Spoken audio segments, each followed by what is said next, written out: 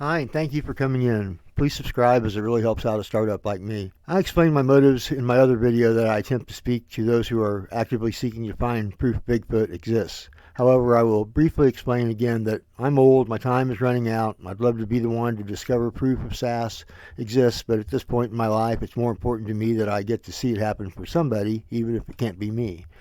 So whenever I discover a detail or piece of the puzzle which I hope might be help one of us to discover proof rather than hoard it, I am going public with it, and maybe you can find some use for it. Please, if anything I mentioned does end up providing anything positive, if it isn't asking too much, that you drop by one of my videos and write in the comments your experience. Okay, let's see. Begging for subscription and notification of a positive experience out of the way, here's what I have. I recently received a letter from someone who claims to have access to a short video of a SAS going across the horizon for a short distance. This scene, I guess, apparently viewed between some trees, and then all of a sudden him backing up, running backwards in the same, over where he had just come until he was out of sight. And I thought about this for a while, and by the way, I will post the video if and when it ever arrives. But anyways, after thinking about it, I concluded the only reason I could have been it could have been backing up like that was if it was trying to lay a trail which ended bluntly.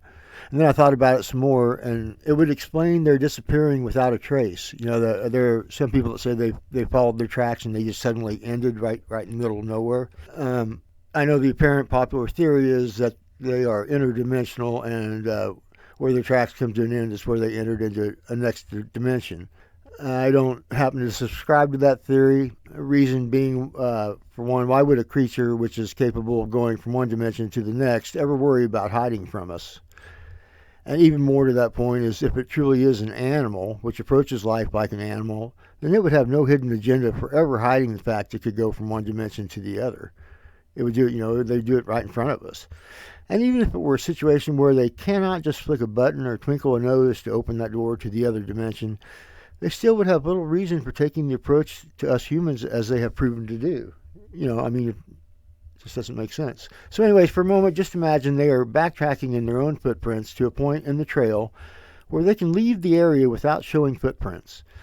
They could wait until they find themselves on the upper side of a slope and then using their powerful legs just leap away from the trail and then land on their shoulders and roll away so as not to leave distinct footprints. And now imagine you're following these footprints in mud or in the snow. You're all freaked out. You're following a Bigfoot. Do you really think you're going to notice a leap from the trail to the spot where they land, way off the trail, however far they're able to leap, and perhaps down a slope, and rolling away from the trail? When you have a clear Bigfoot prints right in front of you to continue following, and you're trying to catch up with this Bigfoot, you want to see it. Do you really think you're going to, look over there and it'd take a very experienced tracker to catch something like that? Very experienced. And it would explain, how these trails are coming to an end and just, all of a sudden. I know a lot of people would argue, well, they couldn't be that good to go backwards over their own tracks, but I would say that it's just it's very much as possible that they're talented enough to do that than it is that they're going to another dimension. Okay, let's see. It is the most logical way that is happening. If you remove the possibility of them entering a doorway into another dimension, I realize there's a very credible looking channel which is pushing the whole Bigfoot as paranormal angle. But what I wonder is how many other people who are so quick to jump on board to their perspective, because they really do have extremely believable witnesses that tell their individual story in every episode of the Paranormal Bigfoot, how many of those people realize that Larry the Cable Guy is a complete act? The man's from LA and the whole thing is a complete act. And he comes off very believable. Well, I realize these witnesses for Paranormal Bigfoot are extremely credible. But that doesn't mean they're not extremely good actors who were hired to do an extremely good job. People should remember that at any time there's money involved, that they should first look at that and look at things from that angle and be skeptical from that perspective.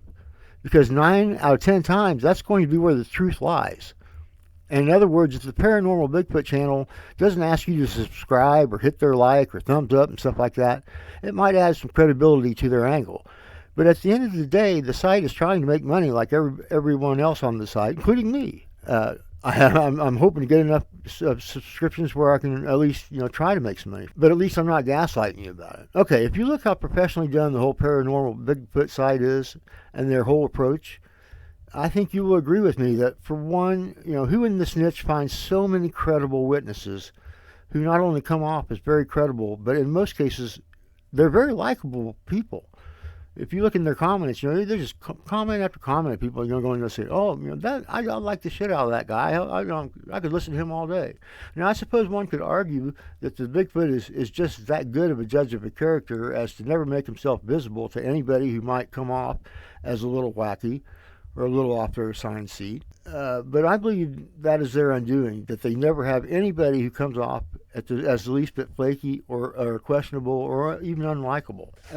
The second is to have a website and stuff so professionally done. It costs money to do that, and more than just pocket change. And it, to me, is very clear that the website expects to make its money back on their investment, and that's why they've spent so much just to tell the world that, hey, I saw a Bigfoot. Okay, finally, they often, and especially the lady who I find very, very credible, very likable, and I'm very attractive. But she tells us what sasses are thinking, why they do this, why they do that, what they expect of us. Well, you don't get that kind of information unless you have an open means of communication with them. And like I told the lady, if you can communicate with them to that point, to that extent of being able to understand these complex things, you should be able to communicate that if they just give a little bit of blood and a hair sample, that we could prove that they exist, and they would have huge amounts of land set aside for them where they would never have to worry about hiding from humans because we wouldn't be allowed in there. Just everything would be so much better for them, and there'd be no downside. They could continue doing everything they're doing now. It's not like we can control what they're doing, but they would have all that set aside for them. But apparently, she can't accomplish that, but she can accomplish to be able to tell you, what they are literally thinking emotionally inside and all that. So, it just doesn't pan out for me as coming off as being probably true, probably believable. I don't know. I'd like to believe it is, but I have a lot of trouble. Okay, I'm just saying, anytime money's involved, you have to give it some first seat for obvious reasons. Okay, I appreciate you guys coming in, hearing this.